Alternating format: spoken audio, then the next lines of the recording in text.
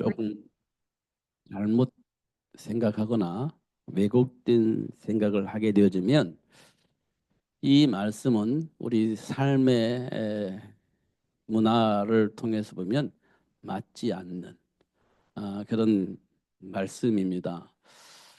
어, 중요한 것은 하나님이 주신 말씀 안에서 생각을 하는 겁니다.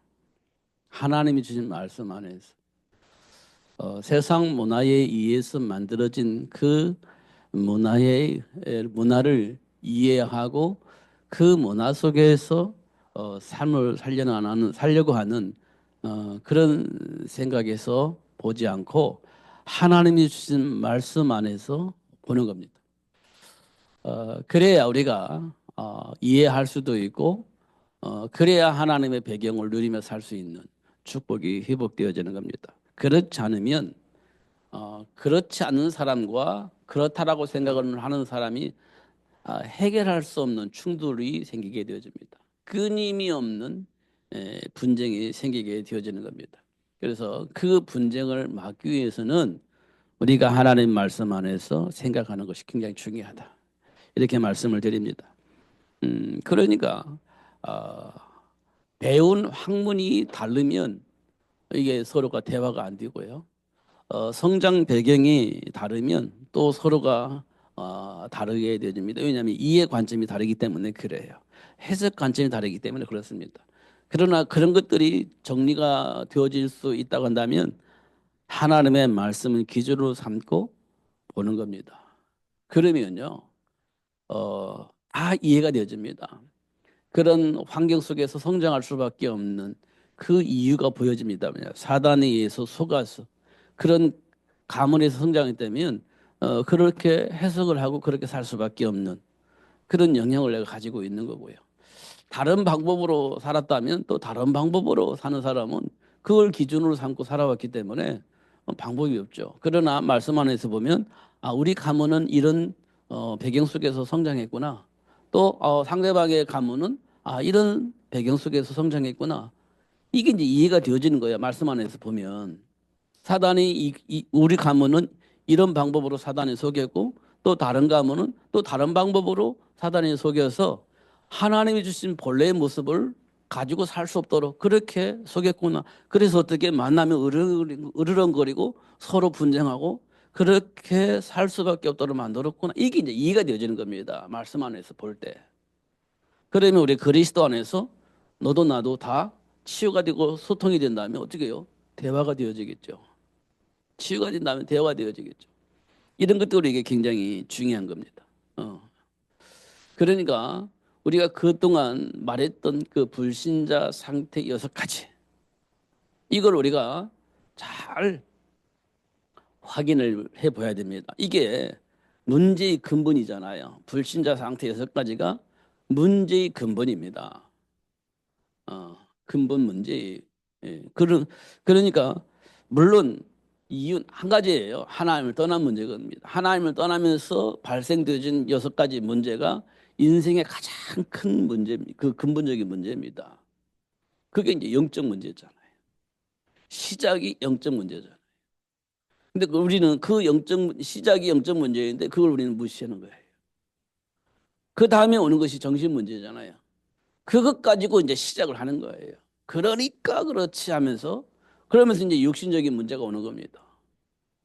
그러니까 그렇지 하면서 또 육신 문제가 건드는 거예요. 그리고 인간관계가 생기잖아요. 그러니까 그렇지 뭐 가문의 문제 뭐 영적 뭐 어떤 그 삶의 배경 이런 것도 얘기하면서 또 그러니까 그렇지 이렇게 얘기를 하는 겁니다. 자녀의 문제는 그렇습니다. 그러니까 그렇지 얘기하는 거예요. 근데 뭐가 지금 무시되어져 있냐면 문제의 가장 큰 문제 영적 문제가 무시되어 있어요. 그 영적 문제는 간섭을 안 합니다. 뭐만 간섭하냐? 정신적인 문제, 육신적인 문제, 삶의 규모의 문제 이런 것만 가지고 얘기를 하는 거예요. 그런 문제 해결되겠습니까? 해결되지 않습니다.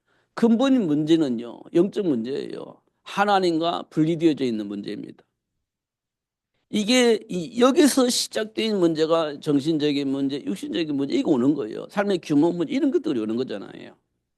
근데 문제의 근본이 영적 문제, 하나님과 분리된 문제는 내버려 두고 그 다음부터 문제를 가지고 해결하려고 하니까 해결되겠냐고요.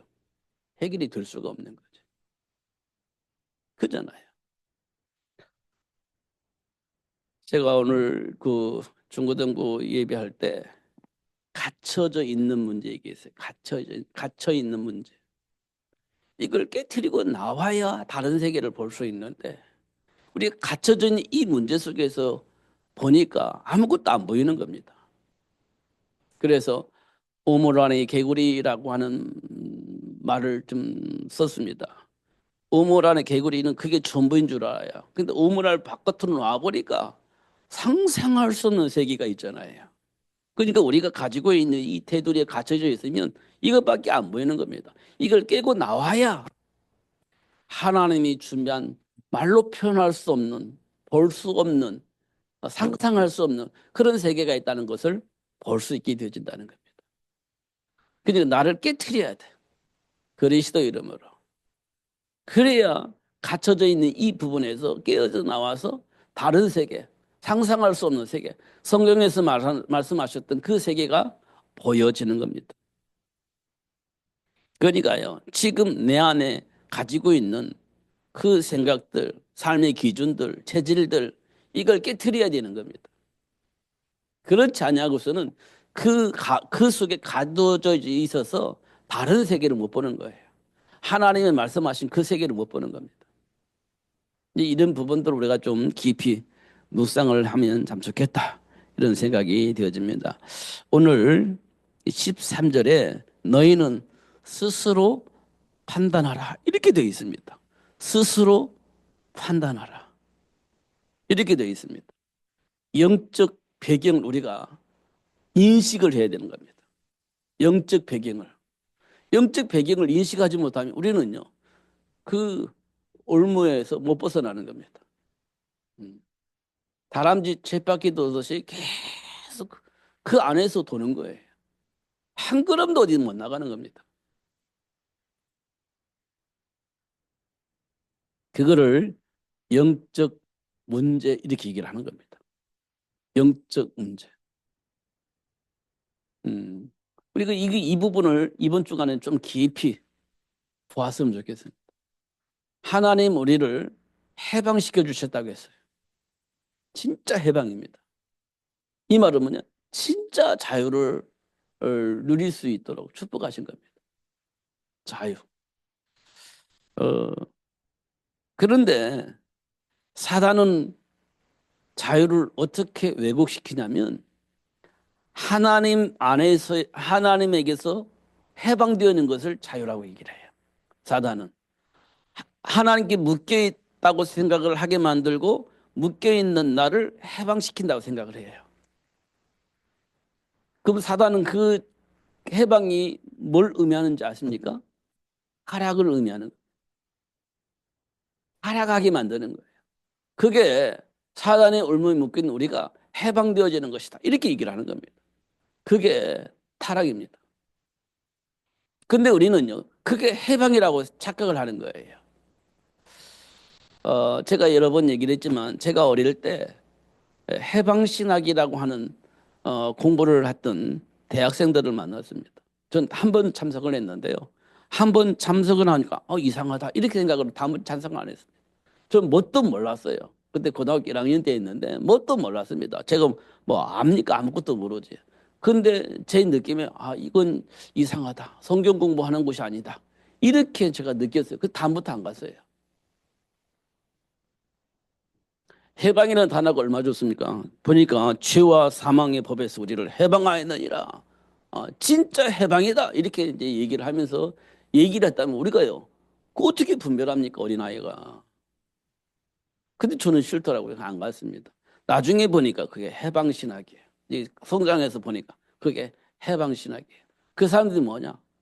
어, 죄송합니다만 그 사람들은 대목꾼들이었습니다. 대목꾼들이었습니다. 근데 내 친구가 속에서 갔는데 그 친구는 여전히 그 속에서 못 벗어나고 있습니다. 지금도 못 벗어났습니다. 그게 얼마나 중요합니까? 저도 같은 길을 갈 뻔했는데 저는요, 안 갔습니다. 왜 그랬을까요? 몰라요. 제가 알고 그런 건 아니에요. 기분이 그랬습니다. 그래서 안 갔습니다. 어. 하나님께서 피할 길을 주신다고 했는데 진짜 그런 것 같습니다. 어, 같이 신앙생활을 했던 친구인데 같은 신앙생활을 하는데 그 친구는 계속 그 길로 걷고 나는 같은 신앙생활을 하는데 저는 이 길로 오는 겁니다. 음, 잘 모르겠습니다. 왜 그런지. 지금 생각해 보면 야, 큰일 날 뻔했다. 이런 생각이 듭니다. 음. 그리고 우리가요, 돌이켜서 보면 참 하나님께서 이렇게 인도하시고 저렇게 인도하시고 하나님 원하시는 길 쪽으로 자꾸 인도하시는구나 이런 생각을 합니다. 예, 왜냐하면 제 아내는요, 전 잘 모르겠어요. 그러나 하나님이 제 안에서 제 생각과 마음을 관리를 하고 계신다. 이걸 제가 수없이 확인합니다. 하나님이 나와 함께 계시는구나. 이걸 수없이 확인을 해요. 어, 제가 내 안에 있는 내 안에서 역사하시는 그 하나님을 잘 설명을 해줄 수가 없어요. 지식이 짧으니까 아는 것이 없으니까 잘 설명을 할 수는 없으나 그러나 내 안에 계신 하나님은 저 자신을 하나님 원하시는 쪽으로 자꾸 인도하고 계신다는 사실은 분명히 맞습니다. 내가 알지 못하는 것도 막 말하게 만들기시도 하세요. 제가 말해놓고 제가 너무 깜짝 놀랍니다. 왜냐? 내가 아무것도 몰랐는데 이거 몰랐는데 어떻게 이런 말 내가 하지? 이럴 때가 참 많습니다. 음. 그러니까 하나님이 알게 하시고 입을 벌려서 말하게 하시는 겁니다. 내 의지와 상관없이. 이럴 때가 참 많이 있거든요. 그러니까 제가 말씀드릴 때 제가 응답을 받을 때가 많아요. 제가 말하고 아 그렇구나 이렇게. 음. 그래서 제가 어저께는 휴준이가 너무 늦게까지 하길래 이러니까 어, 잠을 못 자니까 아침에 못 일어나지 그래서요. 근데 아침 일찍 일어나서 교회 온다고 약속을 했어요. 근데 일어나집니까? 일어나지지 않지. 민준이는 집에 갔다가 또 왔어요. 그래서 왜 왔어? 그랬더니 잠이 안 왔어요. 그럼 너 내일 교회 못 오잖아. 올게요. 그렇게 얘기를 하고 갔습니다. 근데 일어나지겠어요? 늦게 갔는데. 분명히 가서 바로 잤지는 않았을 것 같고. 그럼 못 오는 거지. 그잖아요. 어. 그래서 제가 이런 말 했어요. 야, 자더라도 교회 와서 자. 내가 그렇게 얘기를 했어요. 자더라도 교회 와서 자라. 이런 얘기를 했습니다. 왜 그럴 것 같습니까? 어. 잠자는데 어느 날 갑자기 저거 나한테 하는 얘기인데 이렇게 들을 수도 있거든요. 어, 생각을 좀 바꿔야 되겠는데 이런 생각을 할 수도 있으니까. 집에서 자면 못 듣는데 여기서 자면 들을 수 있는 기회는 생기니까. 자더라도 교회 와서 자라. 내가 얘기했습니다. 음, 그냥 하나님의 말씀이 우리를 살려요. 하나님의 말씀이 우리를 복되게 합니다. 그 이외에는 방법이 없어요. 진짜로. 어. 요즘 제가 우리 랩런트들에게 자꾸 공부 얘기를 하는데요. 왜 공부 얘기를 하느냐? 세계를 복음하려면 준비를 해야 됩니다. 진짜로. 근데 우리는요, 갇혀 있어요. 하기 싫어. 이 생각 때문에. 나는 못해. 이 생각 갇혀져 있기 때문에. 안 되는 겁니다. 이걸 깨트려야 돼요. 이걸. 아, 나는 할 수 있어. 하면 되는 거지.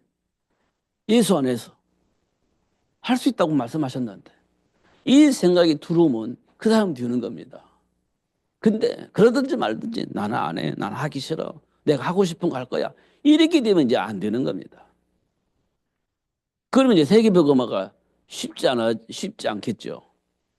그런데 하나님께서 세계를 복음화하려고 지금 우리를 불렀잖아요.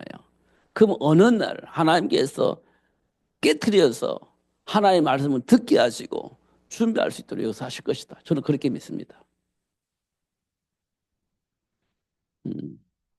하나님께서 요괴빛을 통해서 세계복음을 하시지 않고 요괴빛을 통해서 준비된 모세를 통해서 하나님 원하시는 일을 할 수 있도록 축복하신 겁니다. 이 부분을 우리가 좀 깊이 생각을 해야 됩니다. 음. 하나님께로부터 부름받은 요괴빛을 통해서 하나님이 출애굽을 일으키신 것이 아니라 요괴빛을 통해서 준비된 모세를 통해서 출애굽이 되어줄 수 있도록 역사하셨다는 거예요. 이 부분을 우리가 깊이 생각을 해야 됩니다. 우리가 우리 자녀들이 우리 렘넌트들이 얼마만큼 중요한 사람이냐, 그만큼 중요한 사람입니다. 근데 사단은요 그것 못하게 하려고 방종하게 만드는 겁니다.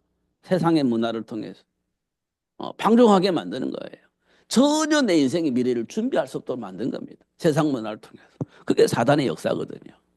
그걸 깨트려야 돼요. 그걸 깨트려야 되는 겁니다. 그게 여개빗이 모세를 준비하는 이유예요. 한나가 사매를 준비한 이유입니다. 모세가 바울이 로마 복음화를 해서 렘넌트를 준비한 이유입니다. 이 부분 우리가 정말 깊이 묵상해야 됩니다. 그러니까 그냥 막 그냥 해라, 막 따라와라, 왜 말을 못 들어 이렇게 가지고 해결될 문제가 아니에요. 이건 정말 그리스도 안에서 영적 싸움을 해야 되는 겁니다. 그리스도 안에서. 지난번에 제가 말씀드렸죠. 문제가 드러났어. 그럼 확인을 해야 되잖아요. 근데 그런가 보다고 지나가 버리면 안 돼. 어, 내가 늦잠을 잤어. 그래, 예배에 늦게 왔어. 내가 늦잠을 잤구나. 왜 늦잠을 잤지? 잠을 일찍 안 자고 이상한 짓을 했잖아요. 늦잠을 자지. 그럼 다음부터는 그렇게 하지 말아야 되겠다. 그래서 이제 이렇게 이제 생각이 바뀌는 거예요. 그게 이제 영적 싸움인 겁니다. 그게 영적 싸움이에요. 그잖아요. 근데 그런가 보다 하고 지나가 버리고 그런가 보다 하고 지나가 버리면 바뀌지 않습니다. 영적 싸움이 안 되니까 그렇습니다. 영적 싸움이 되어져야 변화가 일어나게 되습니다. 변화가 일어나면요 자녀들이 복을 받아요. 분명히 그렇습니다. 이건 하나님이 우리에게 주신 축복이에요. 그래서 오늘 13절에 스스로 판단을 해보라는 겁니다. 그러니까요. 하나님께서 우리에게 뭐라고 말씀하셨냐? 뭐라고 말씀하셨냐? 땅 끝까지 이르러 내 증인이 되리라. 이렇게 말씀하셨어요. 증인이 되리라.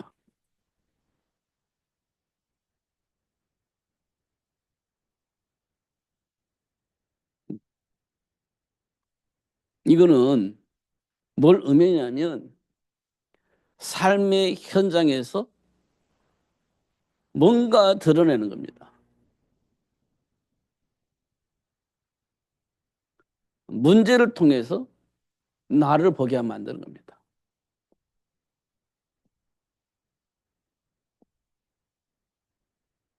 나를 보도록 역사하십니다. 나를 보도록. 어떤 나를 보겠습니까? 나도 나를 잘 모르는데 내 안에 나의 정체성을 보도록 하는 겁니다. 나의 정체성을.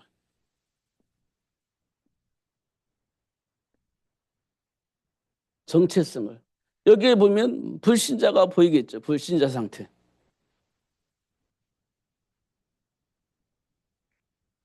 불신자 상태가 보일 겁니다. 이거 우리가 알죠? 6개? 뭐 시험을 하면 쭉 여기서 쓸 수 있잖아요. 뭐 영적 문제, 뭐 이런 거 있잖아요. 정신 문제, 있잖아요. 우상 문제, 후속 문제, 내세 문제, 이게 있잖아요. 이거를 보는 겁니다. 이 말은 뭘 의미하냐면 삶의 상태입니다.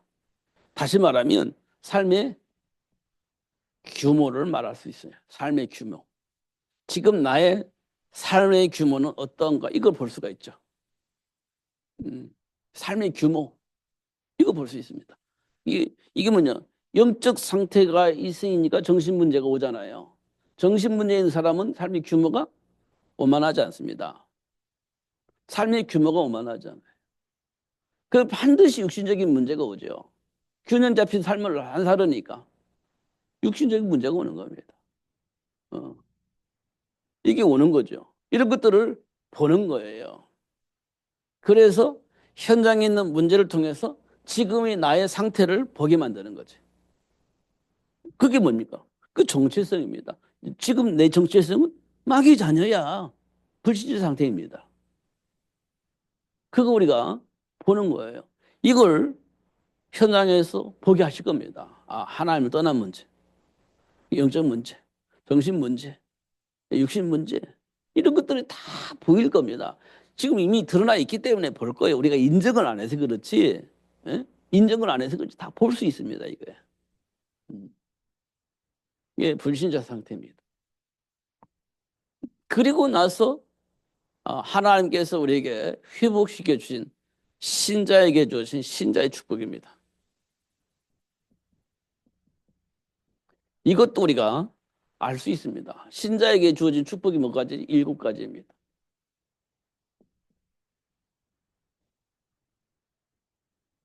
7가지 축복입니다.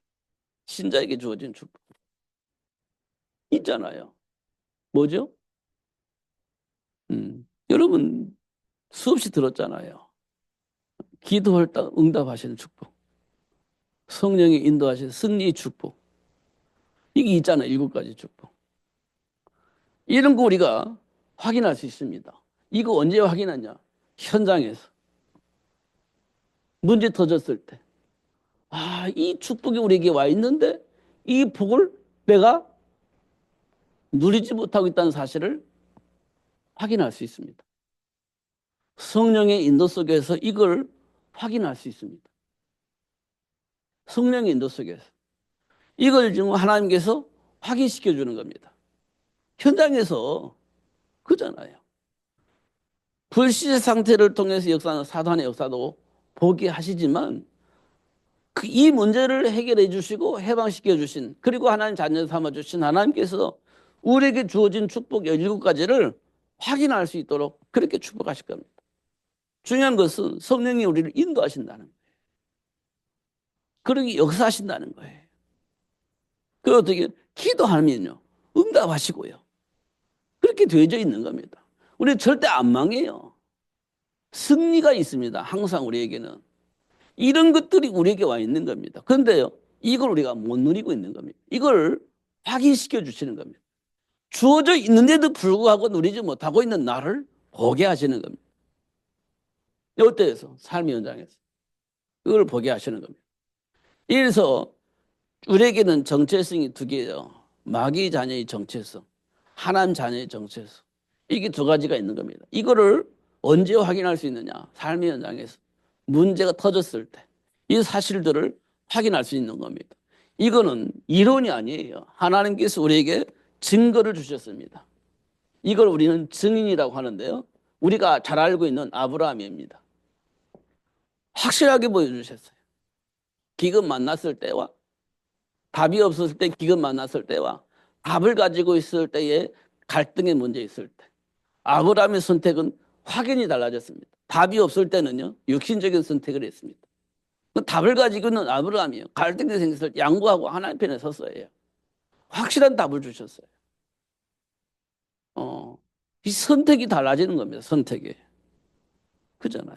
답을 멀었을 때의 아브라함의 선택과 답을 알고 난 이후의 아브라함의 선택 기준이 달라요. 몰랐을 때는 육신적인 거고 알고 났을 때는요 영적인 부분입니다. 하나님 편에 선 겁니다. 이런 것을 확인할 수 있죠. 확실한 증거입니다. 베드로에게도요 하나님께서 똑같은 방법으로 똑같이 역사했어요. 이거는 구약이라면 이건 신약이거든요. 베드로는 예수 안에서 준비된 축복을 몰랐을 때는요 육신적인 선택을 하고 말아요. 그러나 예수를 알고 난 베드로는요 예수님 편에 서는 겁니다.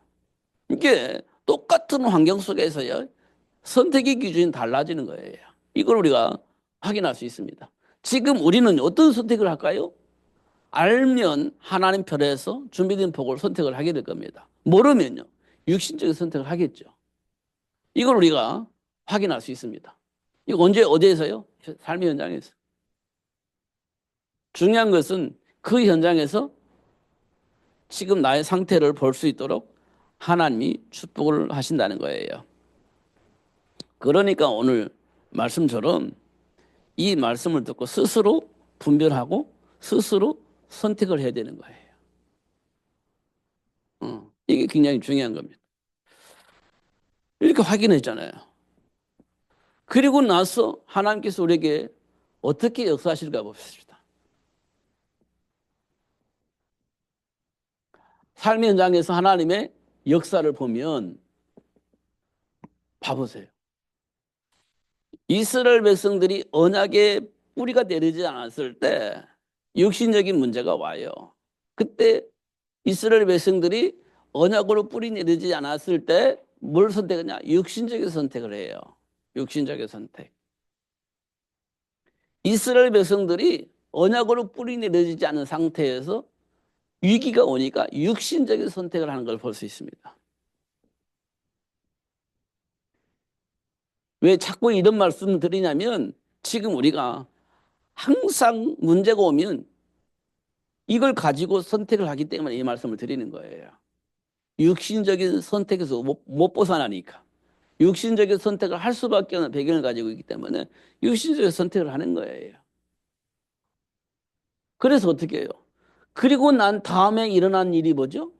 그러고 난 다음에 일어난 일이 노예가 되는 겁니다. 그리고 난 다음에 노예가. 이것도 400년 동안이나 노예가 되어야 됩니다. 근데 이들은요, 이 문제 해결하려고 그렇게 부르짖었잖아요. 이거 해결하려고. 근데 해결해 주지 않았습니다. 오히려 하나님은 이 현장에 여개벳을 불러서 모세를 준비하겠죠. 모세를 준비하겠습니다. 아니 노예에서 해방시켜달라고 하는데 모세 하나 모세라고 하는 아기를 하나 낳으라는 거예요. 노예 생활하고 모세 낳는 거 무슨 상관이 있습니까? 우리 이렇게 생각할 수 있잖아요. 그런데 하나님께서 모세를 나게 하는 것은 진짜 이스라엘 백성 그렇게 소원하는 노예에서 해방시키기 위한 방법이었습니다. 이게 출애굽이죠. 이 말을 못 알아들으면 우리 모세 준비 못 합니다. 이 말을. 지금 내가 출애굽을 원해서 기도했는데 모세를 나라고 하니까 출애굽과 애기 낳는 거다 무슨 상관이 있습니까? 이렇게 생각하면 이게 안 되는 거예요. 그런데 여기에서 출애굽을 기도했을 때 하나님께서 모세를 준비하라고 했을 때 말을 알아들은 겁니다. 응답으로 받은 거예요. 그래 모세를 통해서 우리를 노예에서 해방시켜 주신다고 하는구나 이렇게 받아들인 거예요. 그러니까 모세를 키운 거지. 우리가 상상할 수 없는 응답이 이거는. 근데 요괴배식을 응답을 받은 거예요. 여러분 잘 생각해 보세요. 이게 현실 속에서 응답으로 와지겠냐고요 이게. 근데 응답으로 받는다니까. 이게 중요한 겁니다. 한나는요 3회를 준비하잖아요. 왜 3회를 준비하죠? 하나님과의 소통을 위해서 그런 겁니다. 근데 지금 3회를 준비하는 한나는 사실은 우리 가문의 대를 이으려고 하는 게 기도하는 거잖아요. 가문의 대를 이으려고. 그잖아요. 근데 가문의 대와 하나님과 소통과 무슨 상관이 있습니까? 이렇게 볼 수가 있어요. 나는 지금 가문의 대가 중요하지 하나님과 소통하는 것은 지금 중요하지 않다. 이 생각을 하는 거잖아요. 지금 중요한 우리 가문을 대를 이을 아들이 필요한 거지. 하나님과 소통하는 건 무슨 상관이 있습니까? 그런데 한나는 이 말을 알아들은 거예요. 이 말을 알아들은 겁니다. 가문이 되는 나중이고 하나님과 소통이 중요하다는 걸 알게 된 겁니다. 이렇게 되는 거예요. 이렇게 될 때 우리가 어떻게 되냐? 사단의 노예에서 해방되는 거예요. 사단의 노예에서 해방되는 거예요. 이 말은 뭐냐면 내 생각에 사로잡혀 있으면 사단의 노예에서 못 빠져나오는 겁니다. 내 안에 있는 동기로 사로잡히면 사단의 올무에서 못 빠져나와요. 하나님의 말씀을 들을 수 있어야 비로소 사단의 올무에서 빠져나올 수 있는 거예요. 사단의 올무에서 빠져나올 수 있는 거예요. 근데 우리는 대부분 이렇게 잡혀져 있어요. 그래서 내 안에 있는 생각과 동기를 내려놓지 못하니까 하나님으로부터 말씀을 듣지만 그 말씀을 통해서 응답을 받지 못하고 있다. 이런 것도 우리가 확인할 수 있습니다. 이게 육신적인 선택이에요. 결국 이렇게 되는 겁니다. 모든 사람이 그래요. 이걸 보고 왜 그러냐고 물어볼 때 그게 사단이 만든 삶의 문화입니다. 이걸 보고 세상 풍조라고 하죠. 이게 사단이 만드는 올무입니다. 사단이 만드는 올무. 세상 풍조가 사단이 만들어 놓은 올무. 하나님과 함께 할 수 없는 삶의 올무. 하나님의 배경을 누릴 수 없는 삶의 올무. 이게 세상 풍조입니다. 이거 뭐냐? 굉장히 인간적입니다. 굉장히 인간적이에요. 인간적입니다. 진짜 인간적입니다.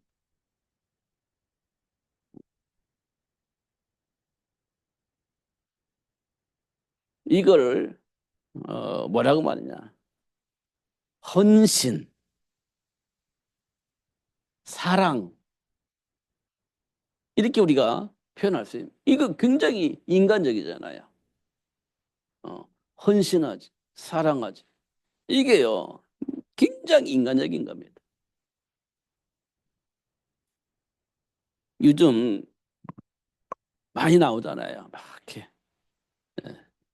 뭡니까, 이거?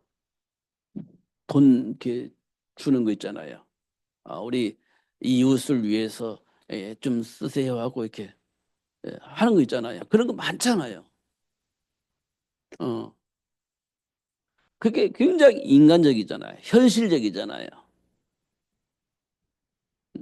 그런데 하나님과의 관계를 전혀 연결을 할 수 없도록, 아니 하나님과 관계를 전혀 무시하도록 만드는 겁니다.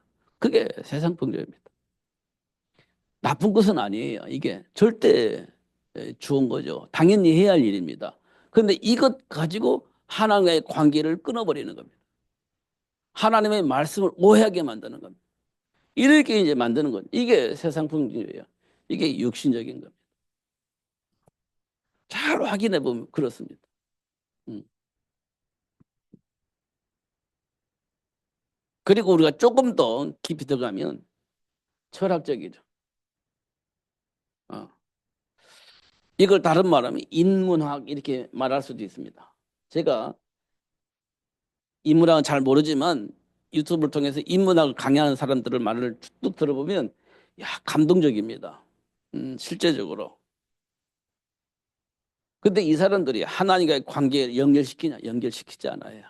하나님과 관계가 연결되지 있잖아요. 오히려 하나님의 말씀을 이상하게 만들어 버리면 이 속에 들어가 버리면 이렇게 볼 수 있습니다. 이게 굉장히 막 지적이고 와, 굉장히 헌신적이어서 모든 사람을 멋있게 만드는 것처럼 보이는데 그게 육신적이라는 거예요. 이거 당연히 해야 할 일입니다. 예수 안에서. 당연히 그렇게 해야 될 일이에요. 예수 안에서. 그런데 예수 밖에서 이걸 하다 보니까 하나님을 무시하고 하나님을 불신앙하고 하나님을 자꾸 멀리하게 만드는 하나의 종교로 만들어버리는 그런 일들을 하는 것을 확인할 수 있습니다. 이게 지금 삶 속에서 일어나는 일인데 이 속에서 하나님이 어떻게 역사하시냐 이거 보는 겁니다. 그래서 어쩔 수 없이 하나님은 원하는 자를 불러요. 원하는 자를. 하나님이 원하는 자를 불러. 왜 그러냐? 로마 3장 23절에 하나님의 영광에 이룰 수 있는 사람은 이 세상에 한 사람도 없어요. 그냥 하나님께 그냥 뽑는 거야. 하나님 그냥 뽑는 거예요. 그냥 뽑아. 하나님 뽑는 겁니다. 그래서 누구를 뽑았냐? 노아를 뽑았어요. 노아를. 그래서 노아를 통해서 방주를 만들게 했죠. 하나님이 원하신 그 일을 할 수 있도록 하기 위해서.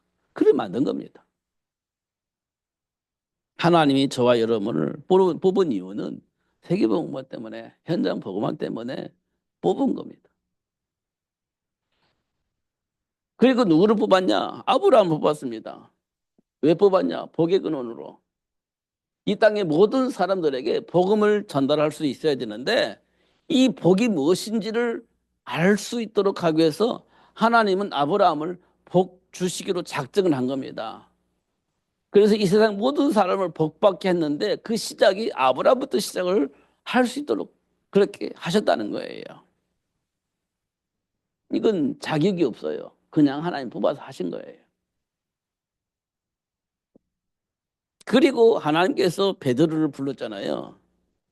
왜 불렀냐? 사람을 낚는 어부가 되어지게 하실 뿐만 아니라 세계를 복음화할 수 있는 제자로 양육할 수 있도록, 제자 양육을 위해서 렘넌트를 세계를 복음할 수 있는 제자로 양육할 수 있도록 하나님께서 베드로를 부르신 겁니다. 그리고 그 일을 맡기신 거예요. 자격이 있어서 그렇지 않아요. 로마 3장 23절의 이 말이 굉장히 중요한 말이에요. 이 속에 있는 사람들 가운데 노아를 불러서 방주 만들게 해서 하나님의 계획을 이룰 수 있는 시스템을 남겨놓은 것이에요.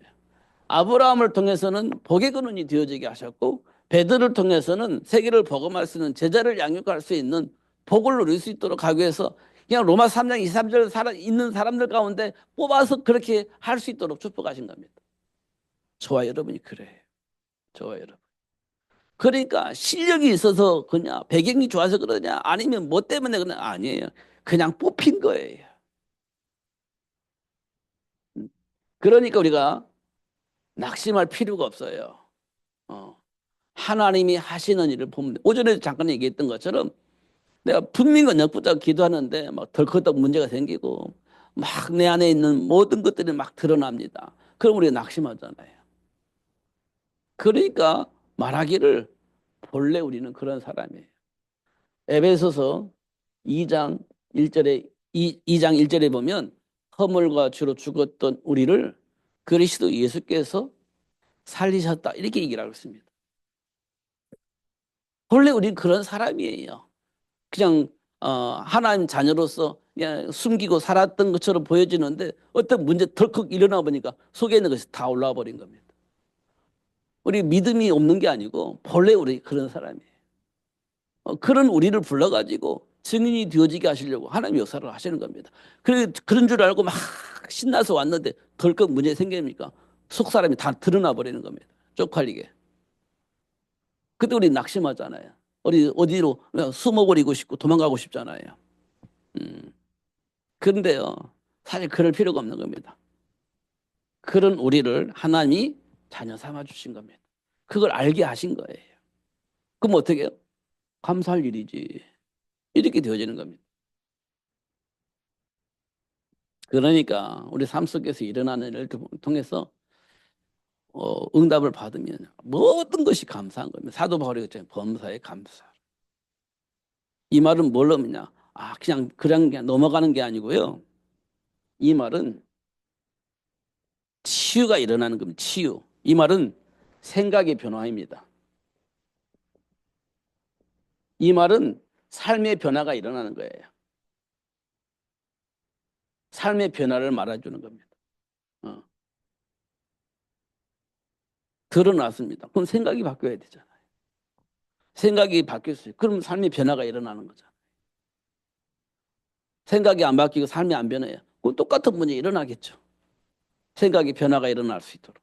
삶의 변화가 일어나도록. 이렇게 하시겠죠. 이게 치유입니다. 근데 한두 번 아니 될 때까지 하나님 역사하십니다. 그게 치유입니다.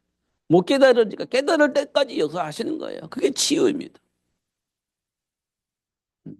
결국은 생각이 바뀌고 삶이 바뀌도록 역사하실 겁니다. 그게 하나님의 역사예요. 이게 되어지게 하시는 겁니다. 이게 어디에서 일어난다고요? 삶의 현장에서. 그러니까 오늘 말이 굉장히 중요해요. 스스로 판단을 하라는 겁니다. 스스로. 말하니까 막 어쩔 수 없이. 아니, 그러지 말고 스스로 판단을 해서 결정을 하라는 겁니다. 그러니까 뭐 된다 안 된다 이 말은 지금 내 안에 있는 수준 안에서 얘기하는 거고 지금 내 환경 속에서 얘기를 하는 건데 실제적으로 하나님이 우리에게 약속하신 축복을 보고 확인해 보는 거예요.